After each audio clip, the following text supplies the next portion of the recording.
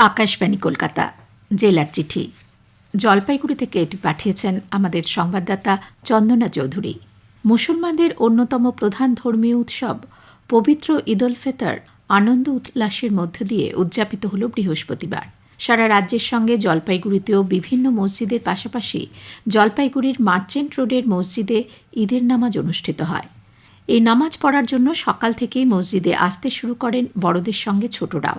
নামাজ পড়ে খুদেরাও। তাদের ঈদের নামাজ আদায় করেন মসজিদের ইমাম মেহবুব আলম সাহেব। তিনি বলেন, এই ঈদ খুশির ঈদ। এই খুশির ঈদে সব ধর্মবর্ণের মানুষদের শুভেচ্ছা জানান তিনি।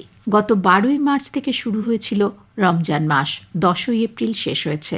11ই এপ্রিল এক মাস রোজা রাখার পর নামাজের মধ্য দিয়ে নিয়ম ভঙ্গ করেন মুসলমান সম্প্রদায়ের মানুষ। জলপাইগুড়ি লোকসভা কেন্দ্রটি প্রাকৃতিক সৌন্দর্যপূর্ণ। বহু ছোট বাগান সহ 67টি চা বাগানের পাশাপাশি এখানে রয়েছে গরুমারা জাতীয় অভয়ারণ্য। জেলার বড় নদীগুলির মধ্যে রয়েছে তিস্তা, করলা, ডায়না, লিস, ঘিস। এছাড়াও রয়েছে অসংখ্য ছোট নদী এবং ঝর্ণা। এই জেলার অর্থনীতির মূল ভিত্তি চা শিল্প ও পর্যটন। লাটাগুড়ি, চালসা, মূর্তি, সামসিং সহ অসংখ্য পর্যটন কেন্দ্র রয়েছে এই জেলায়। এই কেন্দ্রের নির্বাচন আগামী 19 এপ্রিল। জলপাইগুড়ি সংসদীয় ক্ষেত্রে 7টি বিধানসভার ক্ষেত্রের মধ্যে মোট ভোটার 18,84,637 জন। পুরুষ ভোটার রয়েছেন 9,57,835 জন, মহিলা 9,26,779 জন এবং তৃতীয় লিঙ্গের ভোটার রয়েছেন 13 জন।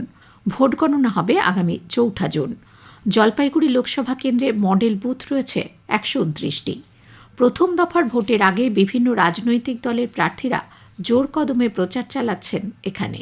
বিজেপি প্রার্থী ডক্টর জয়ন্ত কুমার রায়, তৃণমূল কংগ্রেসের প্রার্থী অধ্যাপক নির্মল চন্দ্র রায় এবং বাম প্রার্থী দেবরাজ বর্মন সকাল থেকেই প্রচার শুরু করছেন। প্রচণ্ড গরমে রাজনৈতিক তাপমাত্রা আরও বাড়িয়ে দিয়ে কেউ বা ঢাক বাজিয়ে, পায়ে হেঁটে, ভাওয়াইয়া গান গেয়ে চা বাগানে প্রচার চালাচ্ছেন।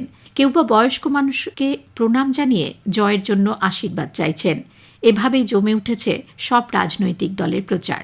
গত 31শে মার্চ ময়নাগুড়ির বার্নিশে ঘটে যাওয়া ঝড় নির্বাচনের আগে তৃণমূল কংগ্রেস ও বিজেপির কাছে প্রধান ইস্যু হয়ে উঠেছে। অন্যদিকে বন্ধ চা বাগানের শ্রমিকদের দুর্দশা, চা বাগানের জমি দখল, চা শ্রমিকদের মজুরি চুক্তি, দুর্বল চিকিৎসা ব্যবস্থা, জলপাইগুড়ি সংসদীয় ক্ষেত্রের পরিযায়ী পরিস্থিতিও এবারের জলপাইগুড়ি লোকসভা নির্বাচনে বিভিন্ন রাজনৈতিক দলের কাছে ইস্যু হয়ে উঠেছে। অন্যদিকে বৃষ্টির আশঙ্কা মাথায় নিয়ে খোলা আকাশের নিচে প্রশাসনের দেওয়া প্লাস্টিক ঘেরা ঘরে বিধ্বংসী ঝড়ের 13 দিন পরেও রাত কাটাচ্ছেন পয়ামারি, বার্নিশের লোকজন। কৃষকরা জানিয়েছেন, কোনো চাষি 3 বিঘার মধ্যে 2 বিঘা জমিতে বোরো ধান, বাকি 1 বিঘায় বেগুন, টমেটো লাগিয়েছিলেন। কেউ খরচ করেছেন 70,000, কেউ বা 35,000 টাকা। টর্নেডো জমির ফসল মাথার ছাদ নিয়ে গেছে। চিন্তায় দিন কাটছে এইসব মানুষদের। যদিও প্রশাসন ও বিভিন্ন বেসরকারি সংগঠনের পক্ষ থেকে এখন খাবার, প্লাস্টিক, ওষুধপত্র দেওয়া হচ্ছে। মিলেছে অস্থায়ী শৌচাগার। ঝড়ের পর থেকে এখন পরিস্থিতি কিছুটা স্বাভাবিক। গত 8ই এপ্রিল সোমবার বয়স্ক এবং বিশেষ চাহিদা সম্পন্ন ভোটারদের ভোটদানের মধ্য দিয়েই শুরু হয়েছে লোকসভা নির্বাচন 2024। বাড়ি বাড়ি গিয়ে ভোট গ্রহণও শুরু করল নির্বাচন কমিশন। জেলার অন্যান্য জায়গার মতো মালবাজার মহকুমাতেও শুরু হয়েছে ভোট গ্রহণ। এর দায়িত্বে রয়েছেন মহিলা ভোটকর্মীরা, সঙ্গে রয়েছেন মাইক্রো অবজারভার। নিরাপত্তার জন্য কেন্দ্রীয় বাহিনীর জওয়ান এবং রাজ্য পুলিশ রয়েছেন সেখানে। বয়স্ক ভোটার ও বিশেষ চাহিদা সম্পন্ন ভোটারদের ভোট কেন্দ্রে গিয়ে ভোট দেওয়া খুবই কষ্টকর। সেই কারণেই তাদের সুবিধার জন্য বিশেষ ব্যবস্থা করেছে কমিশন।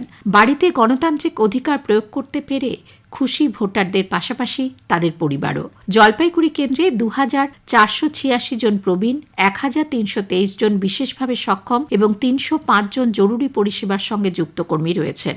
সব মিলিয়ে মোট ভোটার 4,114 জন। কিলকিট চা বাগানে কাজ করেও মজুরি না পেয়ে বিক্ষোভে সামিল হয়েছেন সেখানকার শ্রমিকেরা।